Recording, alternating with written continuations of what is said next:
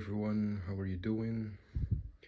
Today I'm gonna show you my impression for a vehicle crew, specifically Jeep crew from the 4th Signal Company during the Battle of the Hürtgen Forest and also the Siegfriedline campaign. So that would be September till December of 1944. It's not too much gear. So yeah, let's jump straight into it, starting with uniforms. Okay, so just before we jump into the video, here's a little background on the 4th Signal Company. Here you can see one of the soldiers communicating with the handy-talkie in the Hürtgen Forest. Communicating was their #1 task, as was photographing. Here are some more soldiers of the 4th. You can see their big radio stations. These could be on the front line, like this is more near the front line probably. But these also would be put in Jeeps a lot of the time. As you can see here, this is my impression. You can see this on Instagram, my page is in the bio. Yeah, so the Jeeps were fitted with a radio. The radios were not a standard type, there were a lot of types. This is just one right here, you can see. And their task was to, ask for artillery support or supplies. So this would be an example of a soldier who was near the front line with this Jeep. Really not a lot of gear, and this is how you would see them. So let's start with the video. Okay, so for uniforms, we're gonna start over here with the underwear. We have a basic tank top from the US Army with standard socks and your boxers, of course. And then on top of that, you would have the M37 wool uniform. Here's the shirt, just a basic one. You could patch it if you want. I don't, since I use it for a lot of impressions. Yeah, this is an original. You wouldn't carry too much in the pockets of this because it's pretty pretty difficult to get to with all the other layers on top. So yeah. And then we'll jump to the pants for the uniform. Here's the M37 wool pants. These would be worn pretty much only with HBTs. You wouldn't see these without HBTs basically, because the 4th really used the HBTs throughout their whole campaign. So seeing these with the 4th just plain would be very rare, not impossible, but most of the time you would see the HBTs over top of these. And especially with vehicle crews, these would get very dirty and beat up, so you could kind of protect your wools. Over top your wool uniform would be then the HBT. Your standard HBT jacket. The jacket was not obligatory. You could not wear one, but since it's getting winter, these would be nice to get. And as I said, the division pretty much all use these. They're very practical. So yeah, and of course these go with the pants. And then it kind of depends on exactly what time you portray. I'm gonna start with the M41. So if it's like September till November, so the start of the Battle of the Hürtgen Forest for the 4th, you would want to wear an M41. So these would be pretty beat up, especially if you're not like already from Normandy. These, yeah, would have the hell beat out of them. In the Hürtgen Forest, the uniform just really got dirty and torn up. So it's pretty simple. I have it patched. And I carry just 2 grenades in each pocket. for quick access. Vehicle crews would not always wear a belt. We'll get into that later. So yeah, these would be very accessible. But if you were, let's say, doing an impression for more late Hürtgen forest, so late November to early December, and the Battle of the Bulge and stuff, you would want to wear an M43. The 4th did wear the M41s early 1945, but pretty much after March, I'm pretty sure the M41s were completely phased out. So yeah, these would be starting to be seen from November, I would say. These are of course much more practical than the M41s. You have a lot more pockets and all. I carry a canteen in one, some food in the other. Again, the canteen is because we have no, because you don't really need a belt, so you can just carry the canteen in a pocket. Because vehicle crews would not be frontline troops, not always. Sometimes they would be near the front or at the on the front, but most of the time these would be a little bit more in the back.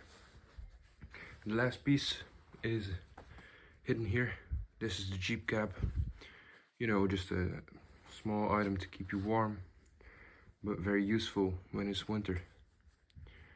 And when you're driving a vehicle, you know, it gets substantially colder. For the pockets here, you know, anything else in the canteen and the K is just some rags and ammunition or something. A little bit of small stuff to maintain the vehicle, to clean it a bit. So yeah, that's the uniforms. Let's go head over to the equipment.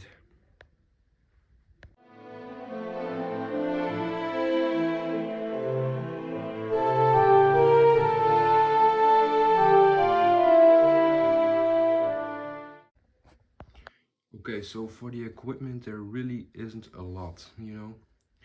You wouldn't want to have a lot on you in a vehicle. The Jeeps, if you ever have been inside one, they're really small and cramped.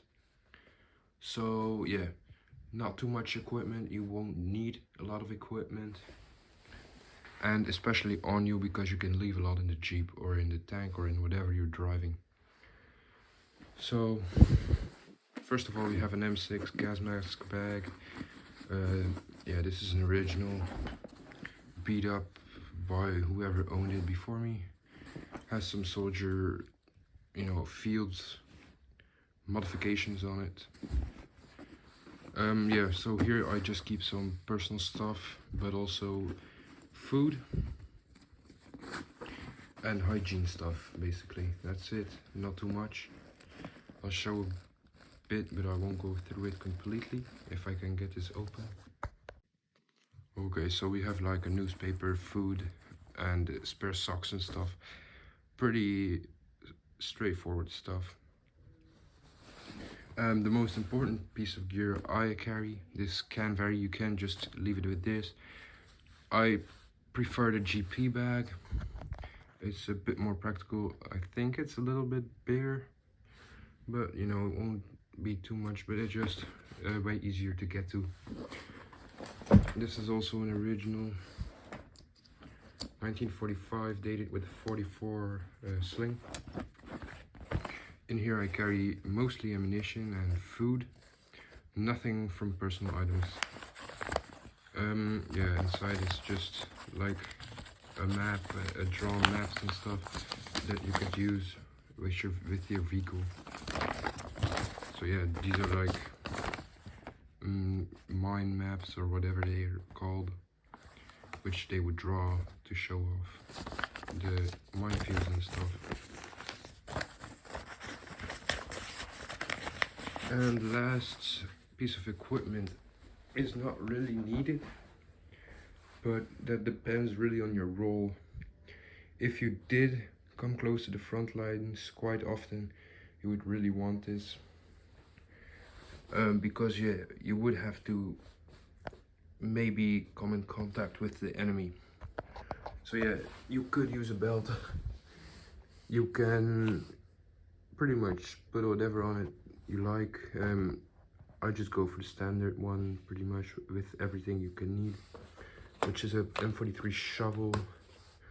Again, this would not be very necessary if you're in the back, you know, you have shovels on your Jeep, tank, everything. So an extra shovel on you, not really necessary.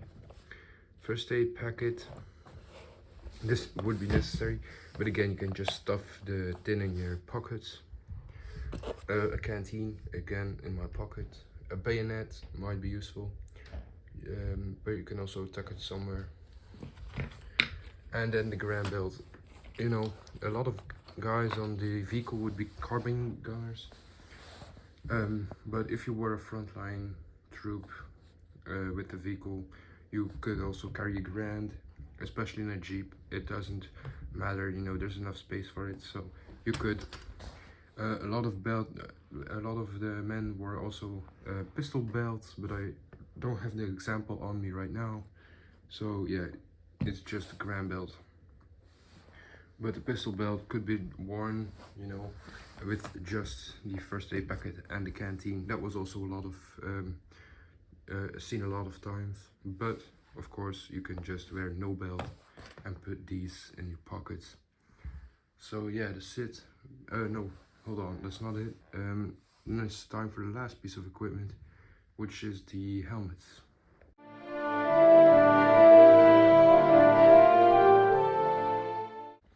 So yeah, then another important piece of equipment would of course be the gun. You could use a Grand or a carbine or a Thompson, but I think the Grand and the carbines were the most common. The Grand would be used more in Jeeps, not as much in any other vehicle, since, you know, it's a big gun. Yeah, so you can choose, if you do a Jeep crew, which of the two you pick. You know, I just have my Grand. And yeah, let's get on to the next.